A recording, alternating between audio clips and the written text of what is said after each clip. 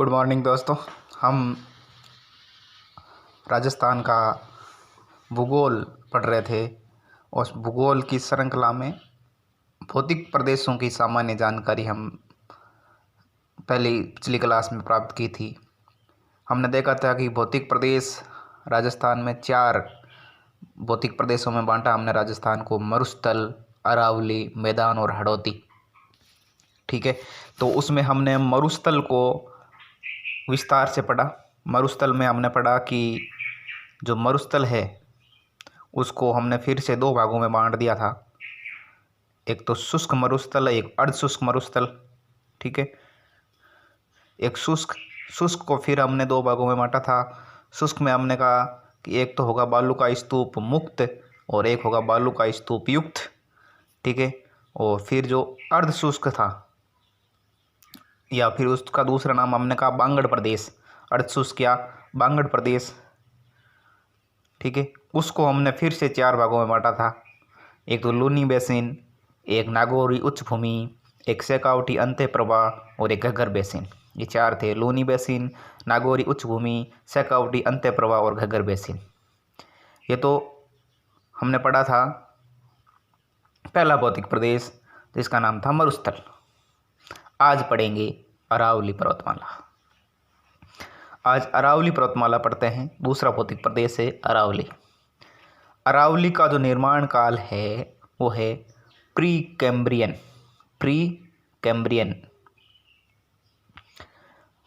तो अरावली पर्वतमाला यूएसए के आपलेशियन पर्वतमाला के समकालीन है, ये ध्यान रखना। जो प्री कैम्ब्रियन काल है, प्राचीनतम जो एक तरीके से अवशेष है, तो ये जो यूएसए की एक पर्वत श्रृंखला है आपलेशियन, उस पर्वतमाला के समकालीन इसको माना जाता है अरावली पर्वतमाला को। ठीक है, निर्माण काल इसका प्री कैम्ब्रियन है, ये ध्यान रखना। प्री कैम्ब्रियन काल में अरावली पर्वतमाला का निर्माण हुआ। इसके विस्तार में इसकी जो लंबाई है, कुल लंबाई अरावली की 692 किलोमीटर, 692 किलोमीटर्स, ये तो कुल लंबाई है। अब इसकी जो राजस्थान में लंबाई है वो है 550 किलोमीटर, यानी 550 किलोमीटर जो लंबाई है वो राजस्थान में है। तो ये जो 550 है, 692 का 80% है, यानी लगभग 80% पर्वतमाला, अरावली पर्वतमाला जो है वो राजस्थान में है। ठीक है, और अरावली की जो औसत ऊंचाई है वो है 930 मीटर। अरावली की औसत ऊंचाई कितने मीटर है? 930 मीटर। ये है आपके विस्तार की बात।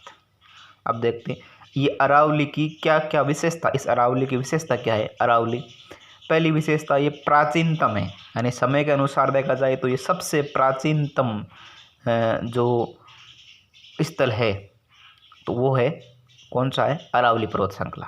ठीक है, दूसरा निर्माण की प्रक्रिया में इसे ये वलित पर्वत है। ठीक है, वलित है और वर्तमान में ये अवशिष्ट है। ठीक है, वलित और अवशिष्ट, ये 3 विशेषताएं ध्यान रखना: प्राचीनतम, दूसरा वलित और तीसरा अवशिष्ट। अब देखो ये जो अरावली है, ये अरावली की दिशा किस प्रकार है? अरावली की दिशा का ध्यान रखना। ये आरएस प्री में पूछा गया कि अरावली किस प्रकार राजस्थान में या फिर देखा जाए तो किस दिशा में है। तो ये जो अरावली की जो शुरुआत होती है वो गुजरात के पालनपुर से होती है।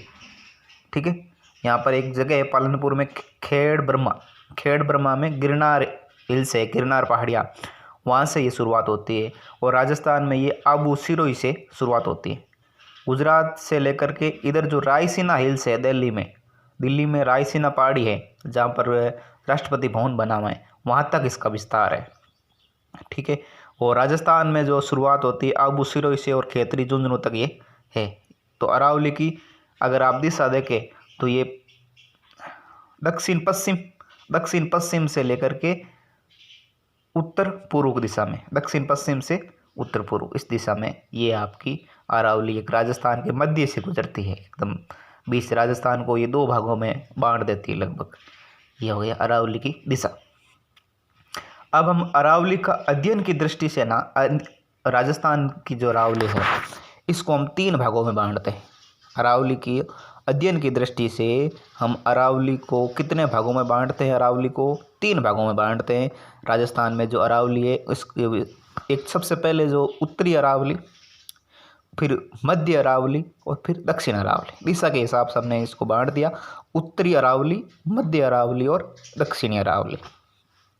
उत्तरी अरावली यानी कि जयपुर और झुंझुनू जिला जो है वो उत्तरी अरावली में आ गया, ठीक है। उसके अलावा तो मध्य अरावली अजमेर में है, एक ही जिले में विस्तार है मध्य अरावली का, अजमेर में। दक्षिणी अरावली है जो सिरोही और राजसमंद में है मुख्य रूप से विस्तार। तो उत्तरी अरावली जयपुर झुंझुनू, मध्य अरावली अजमेर में और दक्षिणी अरावली सिरोही और राजसमंद में। उत्तरी अरावली की सर्वोच्च चोटी है रघुनाथगढ़। उत्तरी अरावली की सर्वोच्च चोटी है रघुनाथगढ़, ध्यान रखें। ये रघुनाथगढ़ सीकर में है और ऊंचाई है 1055 किलोमीटर, 1055 मीटर। तो ये है उत्तरी अरावली। और मध्य अरावली की जो सर्वोच्च चोटी है वो है टोडगढ़। टोडगढ़ अजमेर में है। तो मध्य अरावली की सर्वोच्च चोटी तो हो गई टोडगढ़। और दक्षिणी अरावली की सर्वोच्च चोटी है गुरु शिखर है। ये अरावली की भी सर्वोच्च चोटी है, यानी सबसे ऊंची गुरु शिखर जो कि सिरोही में है। तो ये हो गए तीनों अरावलियाँ, उत्तरी अरावली, मध्य अरावली, दक्षिण अरावली, किन जिलों में विस्तार और कौन सी इनकी सर्वोच्च चोटियाँ हैं। देखो ये अरावली को अगर इस चित्र से समझे, ये अरावली है, ठीक है। तो अब सबसे पहले आप दक्षिण अरावली से शुरू करें। तो दक्षिण अरावली जो है सर्वोच्च चोटी हमने देखा कौन सी है, गुरु शिखर 1722 मीटर, 1722 मीटर। और कहाँ पर है, सिरोही में है। बेसिक बात है लेकिन ध्यान रखना, बहुत से एग्जामों में सीधा पूछ लेते हैं कि अरावली की सर्वोच्च चोटी कौन सी है, गुरु शिखर। दूसरा प्रश्न, अरावली की सर्वोच्च चोटी की ऊंचाई कितनी है, 1722 मीटर। या गुरु शिखर किस जिले में है, तो सिरोही में, ठीक है। दक्षिण अरावली हमने देखा है 2 जिलों में इसका विस्तार है, सिरोही और राजसमंद में। तो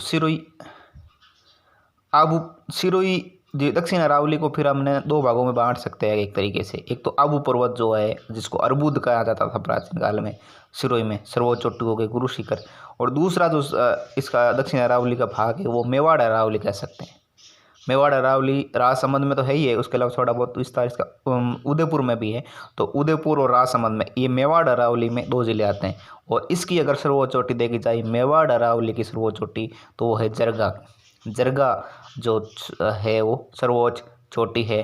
कौन सी अरावली का, मेवाड़ अरावली की, ठीक है। दक्षिण अरावली की तो गुरु शिखर है, लेकिन दक्षिण अरावली को हम फिर 2 भागों में बांट सकते हैं। तो आबू पर्वत और मेवाड़ अरावली।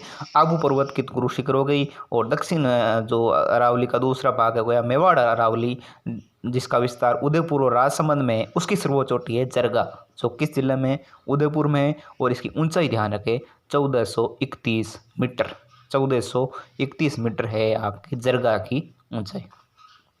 ये हो गया आपका दक्षिण अरावली। मध्य अरावली को हमने पहले देखा है कि ये सिर्फ इसका विस्तार सिर्फ अजमेर ज़िले में है, ठीक है।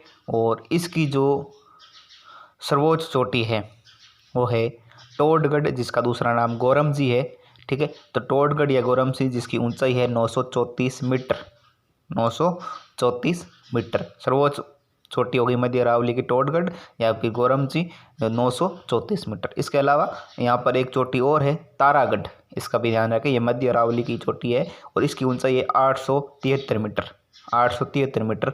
ये आपके मध्य अरावली की चोटी है तारागढ़, 873 मीटर।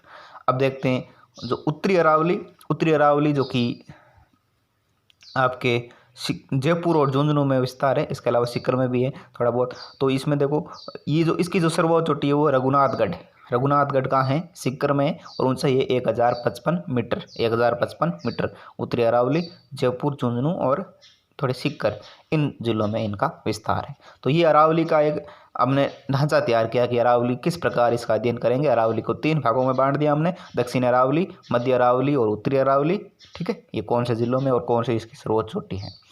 अब इसमें ध्यान रखने वाली कुछ बातें कि अरावली की जो सर्वाधिक ऊंचाई है वो तो है सिरोही में, अरावली की सर्वाधिक ऊंचाई है सिरोही में, लेकिन अरावली का सर्वाधिक विस्तार है वो है उदयपुर में। विस्तार मतलब ज़्यादा क्षेत्र में है तो उदयपुर में है, और ऊंचाई जो है सर्वाधिक वो है सिरोही में। दूसरी बात, अरावली का जो सबसे कम विस्तार और न्यूनतम ऊंचाई, दोनों ही चीज़ें जिन जिलों में अरावली है उनमें बात की जाए तो अजमेर में अरावली का सबसे कम विस्तार और न्यूनतम ऊंचाई किस जिले में? अजमेर में। देखो, अब अरावली की जो चोटियाँ हैं नी वो इम्पोर्टेंट है। बहुत से वनडे एग्जाम्स में अरावली की चोटियों का क्रम पूछ लिया जाता है, या अरावली की चोटियों की ऊंचाई पूछ ली जाती है, या इनसे संबंधित जिलों से पूछ लिया जाता है। तो हम अरावली की जितनी भी चोटियाँ हैं उनको एक बेहद आसान सी ट्रिक के साथ इसको याद कर सकते हैं। सबसे पहला तो गुरु शिखर है, हमने पढ़ लिया। पहली जो सर्वाधिक ऊंचाई वाली चोटी है वो गुरु शिखर है। स्थान पूछा जाए तो कहाँ है? सिरोही में 1722 मीटर इसकी ऊंचाई है। ठीक है। दूसरी जो है चोटी है वो शेर, दूसरी चोटी है शेर, ये भी सिरोही में है और इसकी ऊंचाई है 1597 मीटर। 1597 मीटर शेर। गुरु शिखर के बाद में दूसरी जो सर्वाधिक ऊंचाई वाली चोटी है वो है आपकी शेर। ठीक है।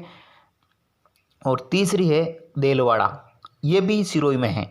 तो सर्वाधिक तीन जो टॉप ऊंचाई वाली जो चोटियाँ हैं वो तीनों ही कहाँ हैं? सिरोही में हैं। और देलवाड़ा की ऊंचाई है 1442। ठीक है। गुरु शिखर की 1722, शेर की 1597 और देलवाड़ा की 1442। देलवाड़ा के बाद में जो आती हैं वो आती है आपके जरगा, ये भी दक्षिणी अरावली में ही है। जरगा उदयपुर में है। जरगा कहाँ है? उदयपुर में। और इसकी ऊंचाई है 1431 मीटर। 1431 मीटर जरगा। जरगा के बाद में आती है अचलगढ़, फिर से ये सिरोही में है, क्योंकि हमने पढ़ा है कि सर्वाधिक जो ऊंचाई है वो सिरोही में ही है, इसलिए सर्वाधिक चोटियाँ ऊंचाई वाली जो चोटियाँ हैं वो सिरोही में है। ठीक है। 4 नंबर की चोटी जरगा उदयपुर में, बाकी 5 नंबर की फिर से अचलगढ़ जो है वो सिरोही में है और उसकी ऊंचाई कितनी है? 1380। अचलगढ़ की कितनी है? 1380। उसके बाद में आता है आपके 5 नंबर चोटी, वो है अचलगढ़। अचलगढ़ 5 नंबर हमने देख लिया, वो कहाँ है? सिरोही में। 6 नंबर जो है कुंभलगढ़। कुंभलगढ़ ये कहाँ है? ये राजसमंद में। कुंभलगढ़ है राजसमंद में और इसकी ऊंचाई है 1224 मीटर। 1224 मीटर। फिर आता है आपके कुंभलगढ़ के बाद में रघुनाथगढ़। रघुनाथगढ़ रघुनाथगढ़ ये सीकर में है। ठीक है। अब उत्तरी अरावली में आती है 7 नंबर की जो चोटी है रघुनाथगढ़, ये है आपके सीकर में। इसकी ऊंचाई है 1055 मीटर। रघुनाथगढ़ सीकर। उसके बाद में आता है ऋषिकेश सिरोही में। ऋषिकेश भी सिरोही में है, इसकी ऊंचाई है 1017 मीटर। फिर है कमलनाथ उदयपुर, इसकी ऊंचाई 1001 मीटर। फिर है सज्जनगढ़, ये भी उदयपुर में 938 मीटर। गोरमजी एंड टोडगढ़ जो अभी देखा हमने मध्य अरावली की सर्वोच्च ऊंचाई है अजमेर में 934 मीटर। उसके बाद में खो ये जयपुर में 920 मीटर। सायरा ये उदयपुर में 900 मीटर। तारागढ़ ये है अजमेर में। और बिलाली यह है अलवर में। और रोजा भाकर यह है जालौर में। अब इसकी है ना ट्रिक देखना, बहुत आसान सी ट्रिक और बिल्कुल आसानी से याद हो जाएगा। क्या ट्रिक है? गुरु से, गुरु शिखर, गुरु से दिल से, गुरु से दिल से जरा आस, दिल से जरा आस। तो गुरु से गुरु शिखर हो गया, से शेर हो गया, दिल से देलवाड़ा आ गया, जरा से जरगा गया, आज से अचलगढ़ आ गया। जरा आस आगे देखते हैं। कुंभा रघुनाथ ऋषि, कुंभा रघुनाथ ऋषि का सजन मोर, कुंभा रघुनाथ ऋषि का सजन मोर। तो कुंभा यानी कुंभलगढ़, रघुनाथ यानी रघुनाथगढ़, ऋषि यानी ऋषिकेश, का यानी कमलनाथ, सजन यानी सजनगढ़, मोर यानी गोरमजी या टोडगढ़। ठीक है। तो गुरु से दिल से जरा आस, कुंभा रघुनाथ ऋषि का सजन मोर, खो में, खो में 7 बोली रोज बोले। ठीक है। 7 बोली रोज बोले। खो में यानी खो, सा मतलब शायरा, ते मतलब तारागढ़, बोली यानी बिलाली, रोज यानी रोजा भाकर। तो इस ट्रिक को एक साथ पढ़े तो ऐसे हो गया कि गुरु से दिल से जरा आस, गुरु से दिल से जरा आस, कुंभा रघुनाथ ऋषि का, कुंभा रघुनाथ ऋषि का सजन मोर, खो में 7 बोली रोज बोले। ठीक है। ये एक ट्रिक है, ये आसानी से याद हो जाएगी और चोटियों का क्रम हमें ध्यान में रहेगा। तो ठीक है।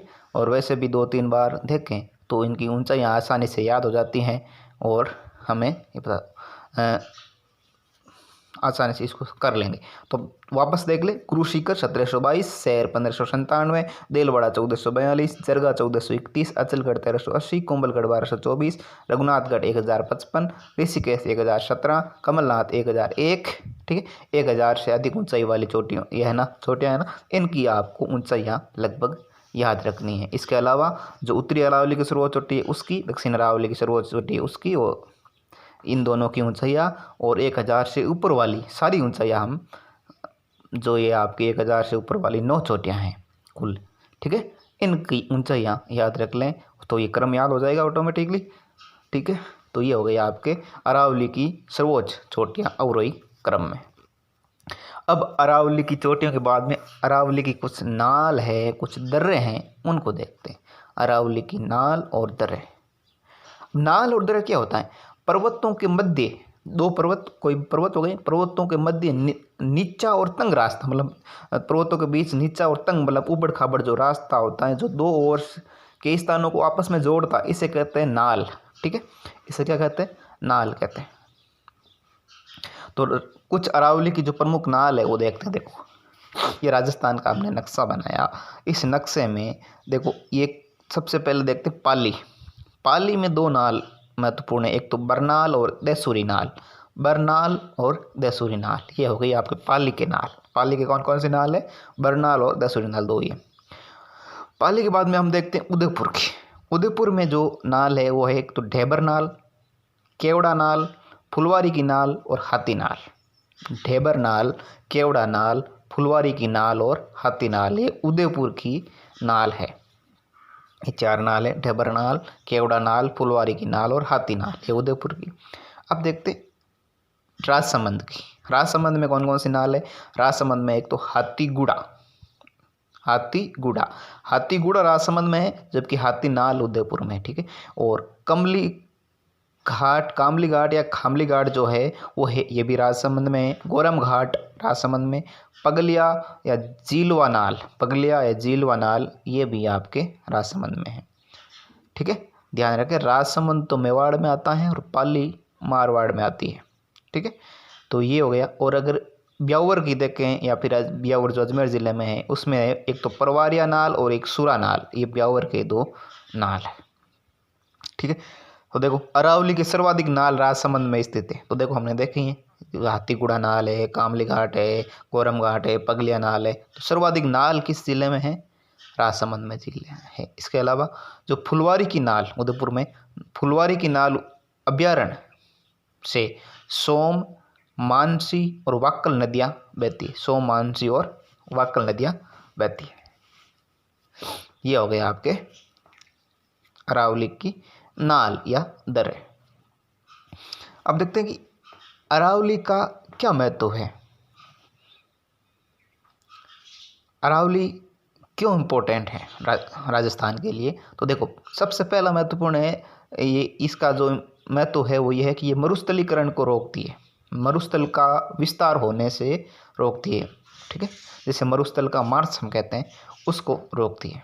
ठीक है, मतलब पूर्णतः नहीं रोक पाती, लेकिन रोकना एक रुकावट का कार्य करती है, मरुस्थल के विस्तार को रोकती है। उसके अलावा अरावली में धात्विक खनिज सर्वाधिक पाए जाते हैं, क्योंकि अरावली धारवाड़ चट्टानों से निर्मित है। हमने देखा है कि अरावली कौन सी चट्टानों से निर्मित है? धारवाड़ चट्टानों से, इसलिए यहाँ पर धात्विक खनिज बहुत पाए जाते हैं, मरुस्थलीकरण को रोकती है। दूसरा कार्य, दूसरा महत्व क्या हो गया कि यहाँ पर धात्विक खनिज बहुत पाए जाते हैं। इसके अलावा अरावली में जैव विविधता सर्वाधिक पाई जाती है, क्योंकि वनस्पति अधिक है, यानी जैव विविधता मतलब अलग अलग प्रकार के पौधे, अलग अलग प्रकार के जो जीव जंतु है वो बहुत ज़्यादा यहाँ पाए जाते हैं। तो जैव विविधता सर्वाधिक अरावली में पाई जाती है। इसके अलावा राजस्थान में अधिकांशतः नदियों का उद्गम भी अरावली से होता है, बहुत सी नदियों का उद्गम अरावली से होता है। ठीक है, और अरावली राजस्थान के मानसून को भी प्रभावित करती है, मानसून को भी प्रभावित करती है अरावली। इसके अलावा अरावली जो प्राचीन सभ्यताएं हैं, जैसे कि आहाड़ उदयपुर में है, गिलूंड राजसमंद में, बेराट उदयपुर वाली, गणेश्वर सीकर वाली, नवीनतम नगरीय सभ्यताओं जैसे कि जयपुर, अजमेर, उदयपुर की जन्म स्थली या मातृभूमि रही है। ठीक है, तो ये अरावली का महत्व है। ठीक है, अरावली व राजस्थान के अन्य प्रमुख पहाड़ियाँ देखो।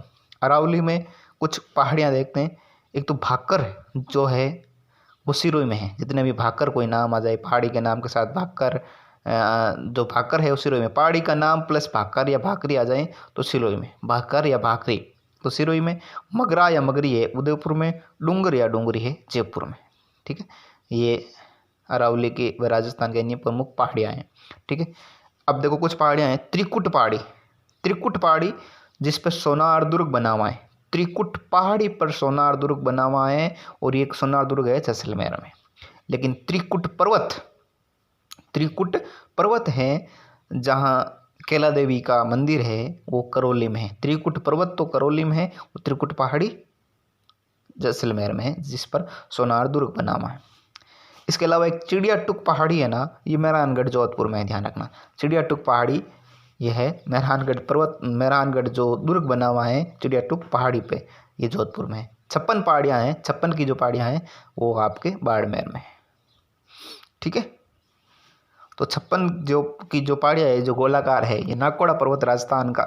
इसके अलावा इसी पर जो है 56 की पहाड़ियाँ पर एक तो है नाकोड़ा पर्वत जिसको राजस्थान का मेवा नगर कहते हैं। राजस्थान का मेवा नगर किसको कहते हैं? नाकोड़ा पर्वत को, बाड़मेर में। इसके अलावा पीपलूद पहाड़ी जो है इसको कहते हैं राजस्थान का लघु माउंट आबू। नाकोड़ा पर्वत को कहते हैं राजस्थान का मेवा नगर, जबकि पीपलूद पहाड़ी को कहते हैं राजस्थान का लघु माउंट आबू। राजस्थान का लघु माउंट आबू पीपलूद की पहाड़ी को कहा जाता है। नाकोड़ा पर्वत को राजस्थान का मेवा नगर कहा जाता है। बाड़मेर जालोर की पहाड़ियों में सर्वाधिक ग्रेनाइट व रायोलाइट चट्टानें पाई जाती है। बाड़मेर जालोर की पहाड़ियाँ हैं वहाँ पर सर्वाधिक क्या पाई जाती है? ग्रेनाइट व रायोलाइट चट्टानें, ग्रेनाइट व रायोलाइट की चट्टानें पाई जाती है। अब कुछ विशेष आकृति की पहाड़ियाँ पूछी जाती हैं कि ये इस प्रकार की पहाड़ियाँ कहाँ पाई जाती है। गोलाकार पहाड़ी तो हमने देख ली अभी, गोलाकार पहाड़ी जो 56 की पहाड़ी है ये गोलाकार पहाड़ी है, कहाँ है? बाड़मेर में। इसके अलावा घोड़े के नाल जैसी पहाड़ी, घोड़े के नाल जैसी पहाड़ी है, ये कहाँ पाई जाती है? बारां में। ठीक है, घोड़े के नाल जैसी पहाड़ी बारां में। तस्त्री नुमा पहाड़ी, और इसको दूसरा नाम है गिरवा। गिरवा की पहाड़ियाँ है ना वे तस्त्री नुमा है, जैसे तस्त्री होती है तस्त्री प्लेट, उस हिसाब से जो है गिरवा, ये कहाँ है? उदयपुर में। ठीक है, इसके अलावा अर्धचंद्राकार पहाड़ियाँ जो है एक तो बूंदी में है और एक कोटा झालावाड़ में मुकुंदरा हिल्स जो है, मुकुंदरा हिल्स, ये अर्धचंद्राकार पहाड़ी है। तो ठीक है, वापस गोलाकार पहाड़ी बाड़मेर में, घोड़े के नाल जैसी पहाड़ियाँ बारां में, तस्त्री नुमा पहाड़ियाँ उदयपुर में और अर्धचंद्राकार पहाड़ियाँ बूंदी और कोटा झालावाड़ में। ठीक है, गिरवा का जो शाब्दिक अर्थ होता है वो होता है पर्वतों की मेखला, यानी पर्वतों की श्रृंखला जो दक्षिण अरावली में उदयपुर में स्थित है। तो गिरवा उदयपुर में है। ठीक है, इसके अलावा कुछ और पहाड़ आपके देखते हैं तो जैसे रोजा भाकर है, रोजा भाकर कहाँ है? जालोर में। इसराना भाकर भी कहाँ है? जालोर में। झारोला भाकर कहाँ है? हमने पहले ही देख लिया, भाकर जब भी शब्द आएगा तो जालोर में ही होगा। इसराना, रोजा भाकर जालोर में, इसराना भाकर जालोर में, झरोला भाकर जालोर में। जसवंतपुरा की पहाड़ी ये भी जालोर में है। डोरा पर्वत इसकी सर्वोच्च चोटी, जसवंतपुरा पहाड़ी की जो सर्वोच्च चोटी है वो डोरा पर्वत है, ये ध्यान रखना। जसवंतपुरा पहाड़ी कहाँ है? जालोर में है। जसवंतपुर पहाड़ी जालोर में है और इसकी सर्वोच्च चोटी है आपके डोरा पर्वत। सुंडा पर्वत भी जालोर में है। तो जालोर के कुछ पहाड़ियाँ पर्वत और भाकर हमने देखे हैं, रोजा भाकर, इसराना भाकर, जारोला भाकर, जसवंतपुरा पहाड़ी और सुंडा पर्वत। एक सुंदा माता मंदिर है जालोर में, सुंदा माता मंदिर, जहाँ पर प्रथम रोप वे बनाया गया था, राजस्थान का पहला रोप वे 2006 में। और यहीं पर भालू संरक्षित क्षेत्र भी है, भालू संरक्षित क्षेत्र भी है सुंडा पर्वत जालोर में, सुंदा माता मंदिर में। ठीक है, इसके अलावा जो भाकर है, जितने भी भाकर है वो कहाँ है? सिरोही में है। और भाकर, खाली भाकर आ जाए, ओनली शब्द आए भाकर तो सिरोही में, लेकिन कोई पहाड़ी का नाम प्लस भाकर आएगा तो वो जालोर में होगा। ठीक है, जो रोजा भाकर, इसराना भाकर वो जालोर में। दक्षिणी अरावली में सिरोही में स्थित छोटी व तीव्र ढाल वाली पहाड़ियों को भाकर कहा जाता है। ठीक है, भाकर क्या है? दक्षिणी अरावली में सिरोही में स्थित, दक्षिण अरावली में सिरोही में स्थित छोटी वे तीव्र ढाल वाली, एकदम तीव्र तेज ढाल वाली जो पहाड़ियाँ होती हैं उसे हम भाकर कहते हैं। ठीक है, अगली जो पहाड़ी है वो है हिरणमगरी। हिरणमगरी कहाँ है? हिरणमगरी है आपके उदयपुर में। हिरणमगरी उदयपुर में। मोती मगरी जहाँ पर फतेह सागर झील है, फतेह सागर, ये उदयपुर में। ठीक है, मछली मगरा पिछला झील में, ये उदयपुर में है। यहाँ पर मोती मगरी जो पिछला झील है ना, यहाँ पर दूसरा रोप वे बनाया गया था 2008 में। पहला 2006 में था सुंदर माता मंदिर जालौर में, और ये दूसरा था मछली मगरा पिछला झील उदयपुर। जरगा, जरगा उदयपुर में। इसके अलावा रागा, जरगा और रागा ये दो पहाड़ियाँ, इन दोनों के बीच में एक क्षेत्र पाया जाता है देशहरो। जरगा और रागा पहाड़ियों के बीच जो हरा भरा क्षेत्र है ना, उसे देशहरो कहते हैं। जरगा पहाड़ी, ये रागा पहाड़ी, इन दोनों के बीच का जो हरा भरा क्षेत्र है इसको कहते हैं देशहरो। दक्षिण अरावली में जरगा रागा पहाड़ियों के मध्य हरे भरे क्षेत्र को उदयपुर में देशहरो कहा जाता है। ये एक महत्वपूर्ण क्षेत्र है, ध्यान रखना। देशहरो क्या है, तो दक्षिण अरावली में जरगा रागा पहाड़ियों के मध्य हरे भरे क्षेत्र को उदयपुर में देशहरो कहा जाता है। आगे गोगुंदा उदयपुर में है। यहाँ पर है ना एक तो आयड़, आयड़ जिसका दूसरा नाम है बेड़च। आयड़ या बेड़च नदी का उद्गम कहाँ होता है, गोगुंदा पहाड़ी से, उदयपुर से। बिच्छा मेड़ा पहाड़ी उदयपुर में है, वहाँ से कौन सी नदी का उद्गम होता है, बिच्छा मेड़ा की पहाड़ी से होता है सोम नदी का उद्गम। तो बिच्छा मेड़ा पहाड़ी ये भी उदयपुर, बिच्छा मेड़ा से सोम नदी, गोगुंदा से आयड़ नदी या बेड़च नदी। बिजराल की पहाड़ी, बिजराल की पहाड़ी, बिजराल की पहाड़ी कहाँ है, राजसमंद में, और यहाँ से उद्गम होता है खरी नदी का। हमने अरावली का महत्व में देखा कि अरावली से बहुत सी नदियों का उद्गम होता है, तो हमने देख लिया उदयपुर से दो नदियाँ, एक तो आयड़ और एक सोम। आयड़ गोगुंदा से और सोम बिच्छा मेड़ा से। अब राजसमंद से देखते हैं, राजसमंद से कौन कौन सी। राजसमंद से तीन नदियाँ निकलती हैं, खारी, कोठारी और बनास। खारी, कोठारी और बनास, ये तीनों नदियों का उद्गम होता है राजसमंद में। अब पहाड़ियाँ कौन सी ये भी ध्यान रखना। खारी तो बिजराल की पहाड़ी से उद्गम होती है, बिजराल की पहाड़ी से खारी, ठीक है। दिवेर की पहाड़ी से कोठारी और खमनौर की पहाड़ी से बनास।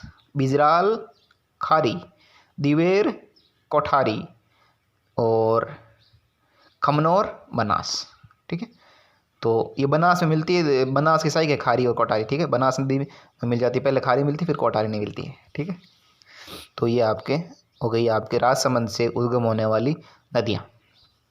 इसके अलावा नाग पहाड़ी, सर्पिलाकार जो पहाड़ी है वो कहाँ है, अजमेर में है नाग पहाड़ी। इन यहाँ से कौन सी नदी उद्गम होती है, यहाँ पर होती है उद्गम लूणी नदी। लूणी नदी का उद्गम होता है नाग पहाड़ी उदयपुर से, अजमेर से। नाग पहाड़ी अजमेर से, सर्पिलाकार पहाड़ी है नाग पहाड़ी, वो अजमेर में है, और यहाँ से लूणी नदी का उद्गम होता है। और यहाँ पर जो पुष्कर में सावित्री माता का मंदिर है, वहाँ पर तीसरा रोप वे बनाया गया, थर्ड रोप वे बनाया गया 2016 में, ठीक है। सेकंड बनाया था 2008 में, फर्स्ट बना था 2006 में। फर्स्ट बना था जालौर में, और सेकंड बना था उदयपुर में, और थर्ड बना है पुष्कर अजमेर में, सावित्री माता मंदिर में, ठीक है। ये हो गया आपके नाग पहाड़ी का बात। आगे देखते हैं मोती मगरी। मोती मगरी कहाँ है, मोती मगरी है जयपुर में। मोती मगरी है आपके जयपुर में। जयपुर में और कुछ पहाड़ियाँ हैं, जैसे झालाना डूंगरी, झालाना डूंगरी, महादेव डूंगरी, गणेश डूंगरी, बीजक डूंगरी। झालाना डूंगरी, महादेव डूंगरी, गणेश डूंगरी, भीम डूंगरी, बीजक डूंगरी, ये जयपुर में या बैराट में। मौर्यकालीन या सभ्यता है बैराट, यहाँ पर ये पहाड़ियाँ मिली है। तो झालाना डूंगरी, महादेव डूंगरी, गणेश डूंगरी, भीम डूंगरी, बीजक डूंगरी किस जिले में है, तो जयपुर में है। इसके अलावा जयपुर में जो नदियों के उद्गम की बात करें तो जयपुर में तीन महत्वपूर्ण नदियों का उद्गम होता है। एक तो आपका हो गया बाणगंगा का, साबी का और मेहता का। बाणगंगा बैराट की पहाड़ी से उद्गम होती है, बाणगंगा होती है बैराट की पहाड़ी से। सेवर की पहाड़ी से होती है साबी नदी का उद्गम, और मनोहरपुरा की पहाड़ी से मेहता नदी का उद्गम होता है, ठीक है। बैराट से बाणगंगा, यहाँ पर ही बैराट से भी आता है बाणगंगा नदी, और सेवर से साबी नदी, और मनोहरपुरा की पहाड़ी से मेहता नदी। इसके अलावा आगे चलते हैं, देखो इस नक्शे में देखें, नक्शे में हमने ये जो आपका जयपुर में है, जयपुर में सेवर से साबी नदी निकल रही है, और बैराट से बाणगंगा नदी निकल रही है, और मनोहरपुरा से आपके मेहता नदी निकल रही है। ये जयपुर की तीन महत्वपूर्ण नदियाँ हैं जिनका उद्गम होता है। वो तीन नदियाँ थी बाणगंगा, साबी और मेहता। अब आगे चलते हैं, जयपुर के पास में सिक्कर में है खंडेला की पहाड़ी, खंडेला की पहाड़ी, और यहाँ से आपके उद्गम होता है कांतली नदी का। कांतली नदी का, कौन सी नदी, कांतली नदी। कहाँ पर, खंडेला पहाड़ी सिक्कर से। और यहाँ पर एक सिक्कर में यूरेनियम के भंडार मिले, यूरेनियम के बहुत सारे भंडारण हैं, ठीक है। ये हो गए आपके सिक्कर में। और सिक्कर में कुछ और पहाड़ियाँ हैं, एक है आपकी मालखेत की पहाड़ी, मलेखेत भी कहते हैं इसको, मालखेत। मालखेत की पहाड़ी ये सीकर में है, हर्ष की पहाड़ी भी सीकर में है, लेकिन हर्षनाथ की पहाड़ी कहाँ है? अलवर में। हर्षनाथ की पहाड़ी है अलवर में। अलवर में एक पहाड़ी है उदयनाथ की पहाड़ी, उदयनाथ की पहाड़ी अलवर में है। और यहाँ से रूपा रेल नदी का उद्गम होता है, ध्यान रखें। उदयनाथ की पहाड़ी कहाँ? अलवर में। और यहाँ से कौन सी नदी का उद्गम होता है? रूपा रेल की नदी। अलवर में एक पहाड़ी और है, वो है बहरांच पर्वत। पर्वत है, कौन सा पर्वत? बहरांच पर्वत। किस जिले में है? अलवर में है। बबई पहाड़ी, बबई पहाड़ी है, वो है आपके झुंझुनू में। बबई पहाड़ी, बबई पहाड़ी जो है झुंझुनू में है, लेकिन बाबई पहाड़ी उदयपुर में है, वे झुंझुनू में, ठीक है। लेकिन बाबाई पहाड़ी जो है वो है जयपुर में। दोनों पहाड़ी ध्यान रखें, बाबाई तो है जयपुर में और बबई है झुंझुनू में। एक पर्वत है आडा वाला पर्वत, वह कई बार पूछा जाता है। आडा वाला पर्वत ये कहाँ है? बूंदी में। इसके अलावा बीजासन पहाड़ी है, वो कहाँ है? भीलवाड़ा में। और एक 39 नंबर और पहाड़ी बरवाड़ा पहाड़ी, ये है आपके उदयपुर में, ठीक है। तो बरवाड़ा जयपुर में, बरवाड़ा है जयपुर में, बाबाई भी है जयपुर में, और बबई है आपके झुंझुनू में। तो बरवाड़ा कहाँ है? जयपुर में है, ध्यान रखें। ये कुछ अरावली की पहाड़ियाँ थी और अरावली से उद्गमित होने वाली नदियाँ थी और उनसे संबंधित तथ्य थे। आपको कैसे लगी ये क्लास? अच्छी लगी होगी। वीडियो को लाइक ज़रूर करें और शेयर करें अपने साथियों के साथ। चैनल को सब्सक्राइब नहीं किया है तो सब्सक्राइब कर लेवें। थैंक्स।